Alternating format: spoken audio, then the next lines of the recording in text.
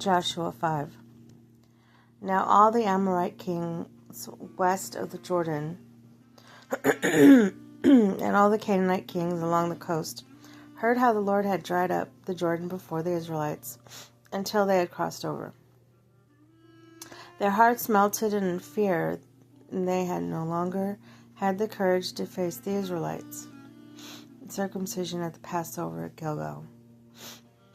At the time the Lord said to Joshua, "Make flint knives and circumcise the Israelites again." So Joshua made flint knives and circumcised the Israelites at Galbeth Haroth. Now this is why he did so. All those who came out of Egypt, all the men of military age, died in the wilderness on the way after leaving Egypt. All the people that came out had been circumcised, but all the people born in the wilderness during the journey from Egypt had not. The Israelites had moved about in the wilderness 40 years until all the men who were military age, when they left Egypt, had died, since they had not obeyed the Lord. For the Lord had sworn to them that they would not see the land he had solemnly promised to their ancestors to give us. So he raised up the sons in their place, and these were the ones Joshua circumcised. They were still uncircumcised because they had not been circumcised on the way. And after the whole nation had been circumcised, they remained where they were in camp until they were healed.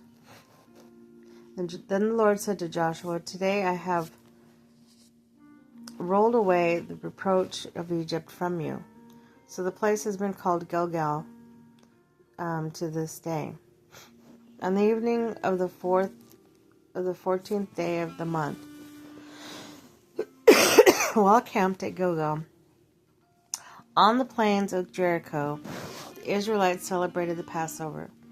The day after the Passover, that very day, they ate some of the produce of the land, unleavened bread and roasted grain. The manna stopped the day after they ate this food. From the land there was no longer any manna for the Israelites. But that year they ate the produce of Canaan. The fall of Jericho. Now when Joshua was near the Jericho, he looked up and saw the man standing in front of him with a drawn sword in his hand. Joshua went up and asked him, "Are you for us or our enemies?" "Neither," he replied. "But as the commander of the army of the Lord, I have now come." Then Joshua fell down, face down on the ground in reverence, and asked him, "What message does my Lord have for his servant?" The commander of the Lord of the army replied, "Take off your sandals, for the place where you stand is holy." And Joshua did so.